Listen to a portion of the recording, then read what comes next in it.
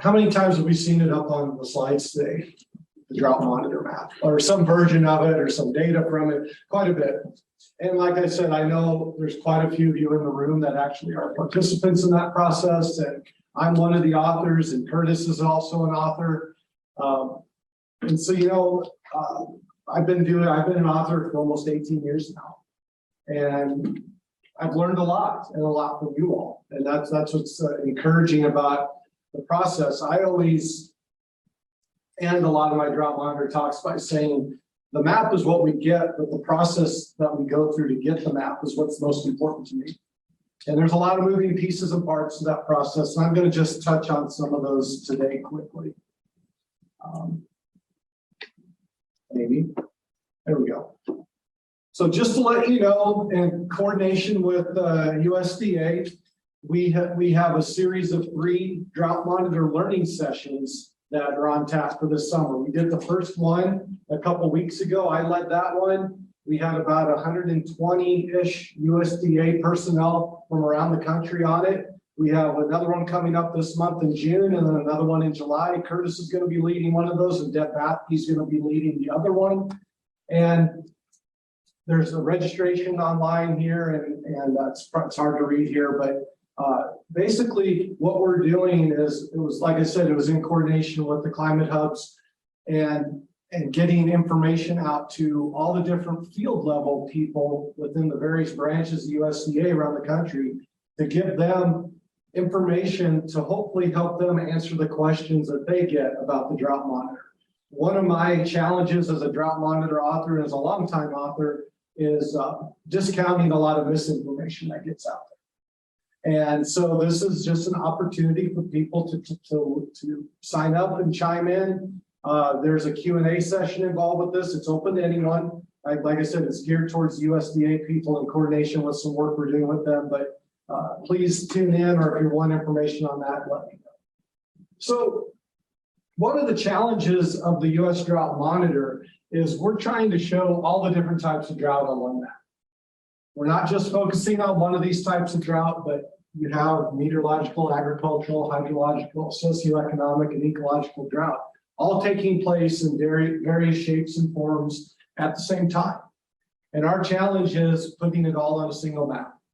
Back in the late 90s, when the drought monitor came about, the decision makers in DC said, hey, we want one map.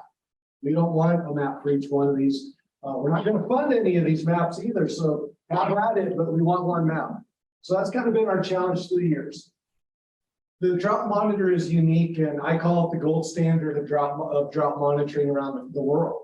To be honest, we have many countries that come to us and they say, hey, we want to do what you all do. So what makes it unique and what does make this the gold standard is, instead of using a single indice or indicator, back in the day, you know, it was the Palmer Drought Index for everything, or the Palmer Hydro Index, or something to that effect.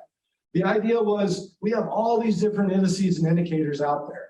Each one of them has good attributes. Some of them handle drought in certain instances better than others, and some really don't handle drought at all in some instances. So let's take the best attributes of all that information, tie it in together.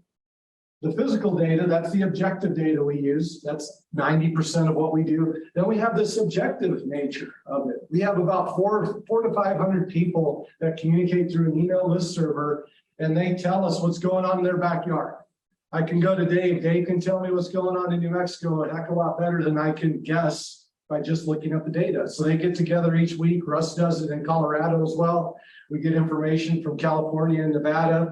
Laura's leading an effort in Utah, and others. And what we do is we listen to these folks. They critique the drafts. So there's several maps that come out and they validate those on the ground. They tell us, hey, it's drier here, it's wetter here, just these lines, here's the data to support it. And so that's what's unique about the drought monitor. There's this combination of objective and subjective data that comes together through this process to make this map. We're not doing this alone either. This is a combined effort between the NDMC, USDA, and NOAA, and we have partners around the country that are working as authors and providing information and data. And this three-way partnership has existed from the beginning. That's where the drought monitor came about. Doug LeCompte at the Climate Prediction Center and Mark Sabota at the National Drought Mitigation Center sat down at a week in DC, and they kind of hammered out what became the Drought Monitor way back in the late 90s. So it was kind of two visions came together as one, and this is what we ended up with. In a busy drought year, a normal year, we get about 10 to 12 million web hits. On an active drought year, like we've been in the past couple of years, we're upwards of almost 20 million web hits. We all know this is being used by USDA in several different relief programs, actually being used more. New farm bills being written as we speak. I have an inkling it's not going away and may even increase. The IRS is using this as well for tax deferral issues related to livestock producers that have to sell animals due to drought. They can get tax deferrals if they're D2 at any time during the year. Many other groups and organizations use this, but triggering state drought plans, other type of relief programs, etc. So it is important. It's a big part of our landscape, and it's out there. So how are we putting this together? The backbone of the Drought Monitor is this percentile rankings methodology. Every piece of data that we put into the Drought Monitor can be ranked in the percentiles, and we've seen this in a couple of the other talks that people are developing tools that kind of go to this methodology of ranking these percentiles, the driest to the wettest percentile. So with the Drought Monitor map, we're only focused on the driest 30 percentile or worse. So just to be on the map at abnormally dry, you have to be the majority of your indicators in that 21st to 30th percentile. So if you had 100 years of data, whatever variable you're looking at, just to get on the map, you need to be in that driest 20 to 30%. This can be applied to any variable, any period of record. So we can have 50 years of precip data. We can have 30 years of streamflow data, maybe 25 years of satellite data. All those various indices and indicators can be put into this methodology. So we try to we have our objectives. And these are kind of the notes that I've made over the years of some of this information that gets out there. So it is a current assessment of current conditions and impacts, not projecting it forward. So it's not a model. We're actually manually going through and analyzing these data in a GIS system every week. We pull up the current map, we bring in data sets in the background, and we're adjusting those lines based on the data itself.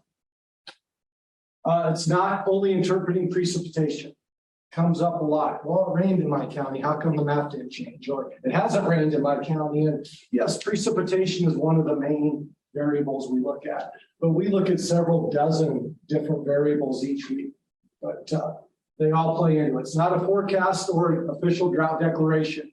Only a state's governor can have an official drought declaration. They may use the Drought Monitor for this purpose, but it's in no way declaring a drought official. And again, it's not a forecast. We've seen some of the Climate Prediction Center products that were shared earlier. I think Dave shared them, that's where the forecast comes into it.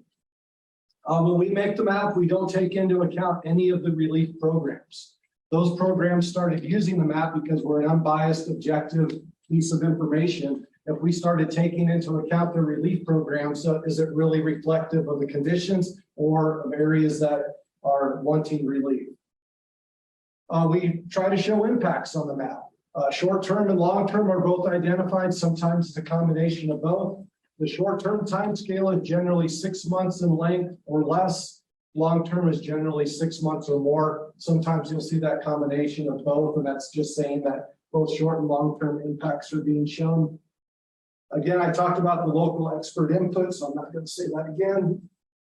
We try to be as objective as possible, and we use this convergence of evidence. So we don't cherry pick the best indicators or the worst indicators. I kind of relate it to a lawyer. All the evidence is put out in front of me. I'm the author. Where's that evidence converging? That's what I put on the map. To be objective, it means if any one of you calls me up after that map comes out and my name's on it, I need to be able to defend what I did using data and information as to why I made the changes I did. The physical data and the drought indices must support the depiction on the map. We have to support it with data. And the last statement is impacts data will validate that physical data, but the impact data alone will not drive changes on the map. We need to back it up with something. That's that physical data. So again, that was the Cliffs Notes version. The Drought Monitor, I'll be around here during the discussion time to talk about this more. And now can we have 5 minutes or so for questions? For not only for me, but for all the speakers? Yeah, that's fine. Okay. We're just keeping track of it. So- I'll shorten my part. Okay,